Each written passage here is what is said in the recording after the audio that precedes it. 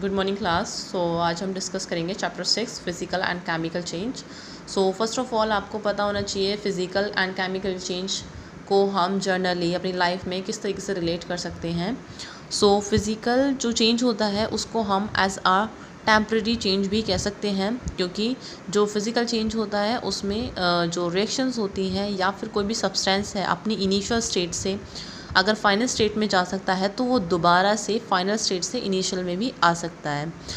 इस तरीके से जो भी सब्सटेंस या फिर जो भी कुछ चीज़ें होती हैं अगर इस चीज़ को फॉलो करती हैं कि वो टेम्प्रेरी चेंज या फिर फिज़िकल चेंज को अगर शो करना है तो वो रिवर्सिबल चेंज को या फिर रिएक्शन शो करती हैं। अगर इंट्रोडक्शन की बात करें तो आपके जो चारों तरफ जितने भी सब्सटेंस हैं या फिर जो भी चीज़ें हो रही हैं उनको हम किस तरीके से डिफ्रेंशिएट करेंगे कि which one is physical and which one is chemical. यहाँ पर आपको जो पिक्चर्स दी हुई हैं, change in weather, burning of wood, burning of match stick, तो आप उसको ऐसे डिफ्रेंशिएट कर सकते हो कि लाइक चेंज इन वेदर। तो अगर वेदर चेंज होता है तो कुछ टाइम बाद क्या है बारिश है और कुछ टाइम बाद नॉर्मल हो जाता है। This is a physical change, ठीक है, क्योंकि क्या है रिवर्सिबल चेंज है, क्योंकि पहले मौसम ठीक था उसके बाद ख़राब हुआ दैन ठीक हो गया। तो ये क्या है अपनी इनिशियल स्टेट से वो फाइनल में गया दैन फाइनल से फिर इनिशियल में आ गया।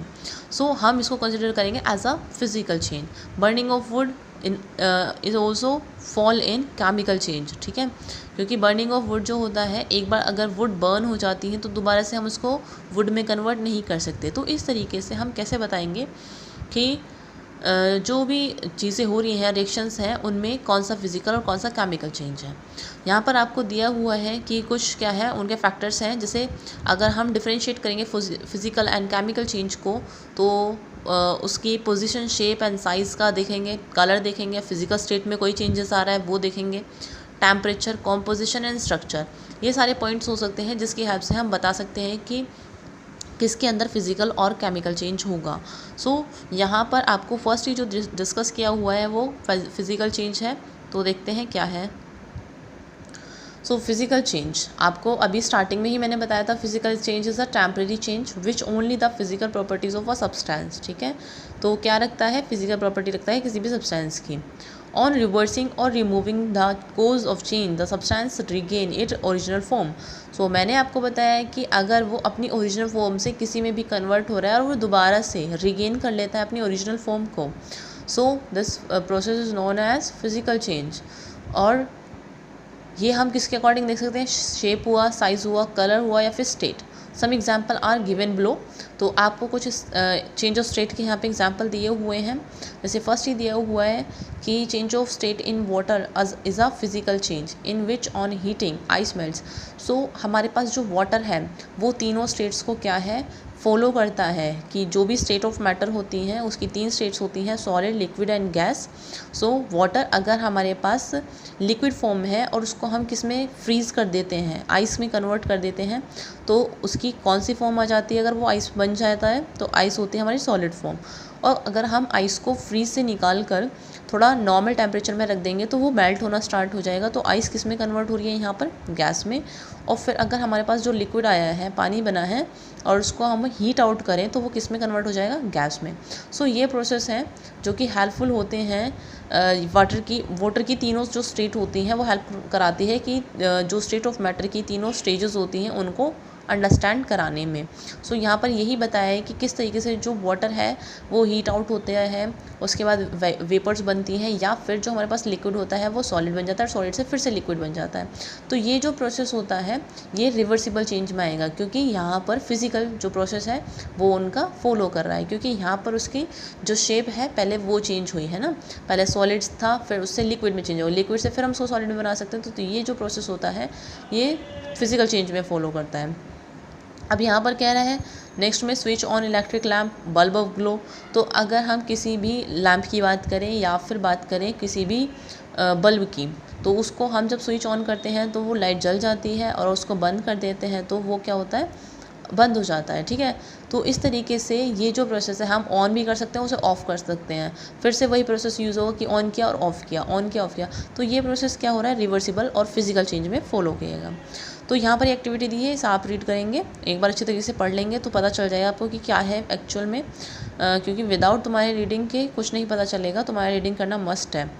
नेक्स्ट दिया हुआ है यहाँ पे मिक्सचर कि एक हम अगर मिक्सचर लें तो उसको आयरन फिलिंग्स के थ्रू किस तरीके से क्या है सेपरेट आउट कर सकते हैं।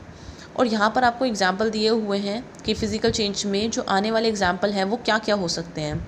सो जैसे ग्राइंडिंग ऑफ सब्सटेंस है, मेल्टिंग ऑफ वैक्स है, फॉर्मेशन ऑफ क्लाउड्स है, मैग्नेटाइजेशन ऑफ आयरन पीस है। तो इस तरीके से जो जितने भी एग्जाम्पल दिए हुए हैं आप इनको एक बार रीड आउट करोगे और आपका ये होमवर्क रहेगा कि इसके क्या क्या एग्जाम्पल हो सकते हैं और उसके अंदर कौन सा प्रोसेस यूज़ हो रहा है। ठीक है, यहाँ पर और भी एग्जाम्पल दिए हुए हैं, stretching of rubber band, stretching metal to form wires. ठीक है, तो ये एग्जाम्पल आपका होमवर्क रहेगा कि हम किस तरीके से किस मेटल को कन्वर्ट कर सकते हैं वायर्स में, या फिर और क्या एग्जाम्पल हो सकते हैं इन सभी के जो इन्होंने दिए हुए हैं। नेक्स्ट हम डिस्कस करते हैं कैरेक्टरिस्टिक्स क्या होंगी फ़िज़िकल चेंज की। तो during a physical change no new substance formed. तो अभी हमने पढ़ा कि जितनी भी सारी चीज़ें थी वो अपनी इनिशियल स्टेट से फाइनल स्टेट में जा रही थी, फाइनल से इनिशियल में आ रही थी। कोई भी आपको फाइनल प्रोडक्ट नहीं मिल रहा था कि ये चीज़ बन गई तो अब ये यही रहेगी, अब ये दोबारा से चेंज नहीं हो सकती, ऐसा किसी में नहीं हो रहा था। तो इस वजह से यहाँ पे आएगा कि फ़िज़िकल जो चेंज होते हैं वो न्यू सब्सटेंस फॉर्म नहीं होगा। ठीक है, नेक्स्ट दिया हुआ है during a physical change only physical property, जैसे साइज़ होगा, कलर होगा, शेप होगा या फिर स्टेट, ये सारे फैक्टर्स क्या है फॉलो करेंगे फिजिकल चेंज में। नेक्स्ट है know very small amount of energy इधर। अब इसमें क्या है, जो फिजिकल चेंज होते हैं कोई भी आपको नई एनर्जी की ज़रूरत नहीं पड़ती है। ठीक है, जो ऑलरेडी उनकी नेचुरल प्रोसेस होता है, नेचुरल फिनोमिना के थ्रू ही वो वर्क करते हैं। नेक्स्ट दिया हुआ है fourth point, a physical state change can be either reversible और इरिवर्सिबल। ये भी आप डिस्कस कर चुके हो कि रिवर्सिबल के बारे में पढ़ा था हमने। ठीक है, बट कुछ जो सब्सटेंस हैं वो फिजिकल चेंज होंगे बट इरिवर्सिबल भी हो सकते हैं। इरिवर्सिबल मतलब कि अगर वो अपनी इनिशियल से फाइनल स्टेट में आ गए तो वो फाइनल स्टेट में ही रहेंगे, ऐसा। नेक्स्ट ये रखा है यहाँ पे केमिकल चेंज। सो केमिकल चेंज आप अगर नॉर्मल या कॉमन लैंग्वेज में देखें तो ये क्या होगा, हमारा एक परमानेंट चेंज। ठीक है, ये जैसे formation of curd, rusting of iron, तो ये सारे एग्जांपल हैं हमारे जो पर्टिकुलर चेंज ही हो जाते हैं, हम इसको दोबारा से कर्ड से मिल्क में कन्वर्ट नहीं कर सकते।